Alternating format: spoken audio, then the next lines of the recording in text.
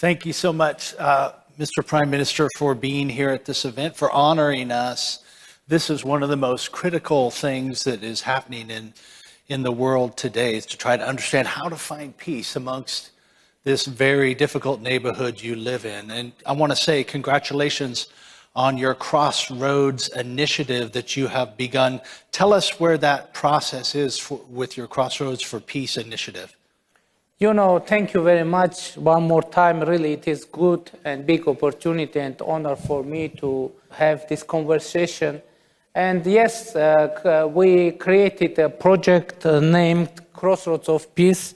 It is, of course, first of all about, and we have even branding of that, and it is about to open of our regional communication. But it isn't only about transportation, because from point of view religious tolerance, it is also about the people-to-people contact, because when transportation communications are open, it is first of all opportunity for people to interact with each other, and it is a very important factor for creating sustainable and lasting peace, and that is a kind of open proposal for our regional countries. And of course, we are working with them, with each of them, to make this project happen. That's wonderful. I mean, for millennia, Armenia has been in the midst of this crossroads of the various Abrahamic faiths. Going beyond just economics, how can culturally Armenia be a part of this interfaith dialogue between Muslims and Christians and Jews and all of those in that region? I have already mentioned that in our country we have different religious communities. And of course, in our country, we can say some tension between the religious different communities. And of course, there are forces, as everywhere, who are trying to make some provocative actions from outside. But of course, our institutions, they are reacting effectively not to allow anyone to create some tension between religious communities. And of course, it is the real dialogue that is taking part in our country. We have, as I said, biggest Yazidi community in the world, and that community is very important part of our country, our national heritage.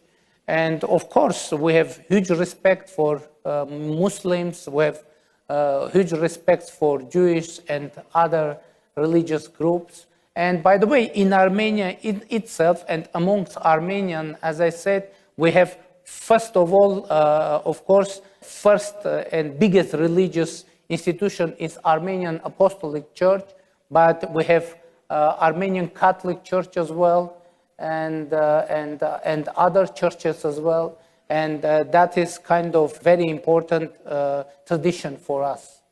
As Armenia over these past few years has transitioned from a country within a larger empire to an independent country, how can the Armenian people develop this emotional discipline to build and reevaluate its country and become truly independent and yet interconnected with all of the region? It is a really very important issue and very important topic, and now we are trying to share those ideas and make those ideas of statehood, of ideas, of ideals of independence closer to our people, because you are totally right.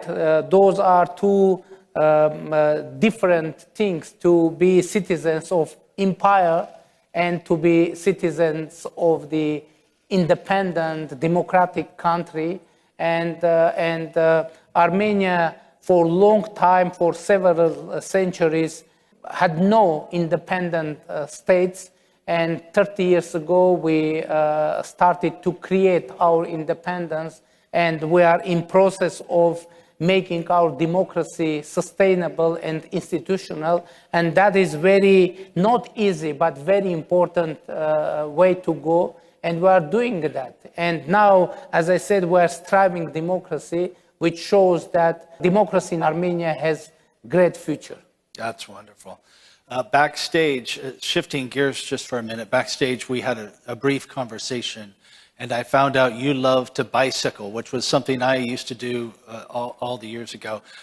I have been to Armenia a few times, seen the beautiful country, even overlooked into some of the contested areas that all the tragedy has happened over the last couple of years. I would love to see a Tour de Armenia where there's a bike ride where people can come. What is the future? How do you see that? Do you think we'll ever have a Tour de Armenia? Yeah, by the way, we are working to organize a professional tournament. Maybe the name will be Tour de Armenia. Can I get royalties from that? No, let's trademark that real quick. Yeah, but the organization of professional tournament will take time and maybe a couple of years. That's why we decided this year to have some bike ride, amateur ride from south of Armenia to the north. And I invite all of you to participate. Oh. And it will be a very good opportunity to see the beautiful nature of the Republic of Armenia, and we love to see all of you in our country, of course. Thank you so much for coming here, and really your attendance, what it says is that you believe in religious freedom for everybody to practice their faith peacefully. What would be your final message this morning to these people out here who are from different faiths, but who all believe in people's right to be able to practice the faith of their conscience? What would you say to them this morning to encourage them? For me, the values of Holy Bible, the values of the New Testament are very important, and actually my political activities from beginning was based on that.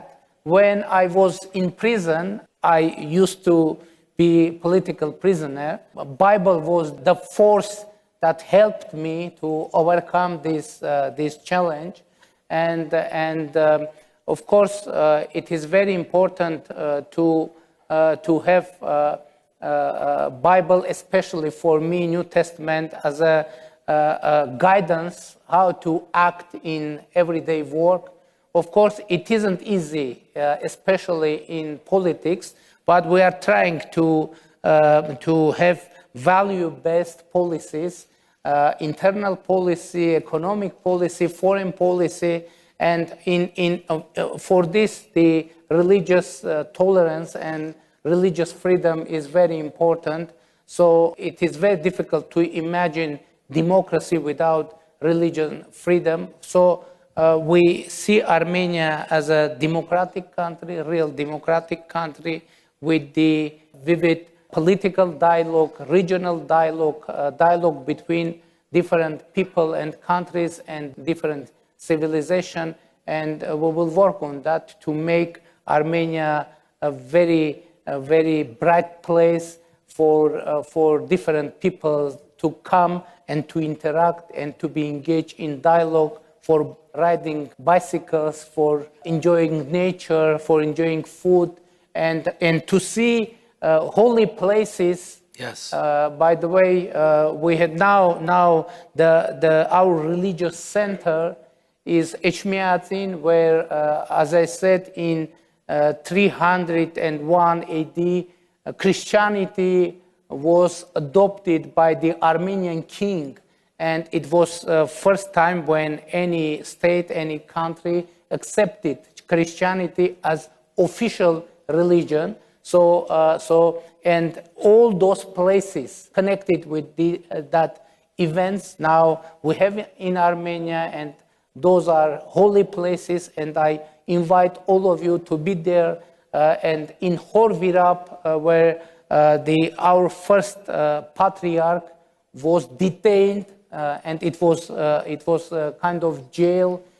As Christian, he was persecuted there, but after some while, king understood that Christianity is the best way to and best religion to accept, adopt, and he made that decision. So I invite all of you to see all those holy places and to interconnect with that very rich and very important history. Yes, I've been to some of them. They're very beautiful, holy places. Thank you, Mr. Prime Minister, for your commitment to peace. Thank you. The Prime Minister of Armenia, please give him a hand. Thank you, sir. Thank you.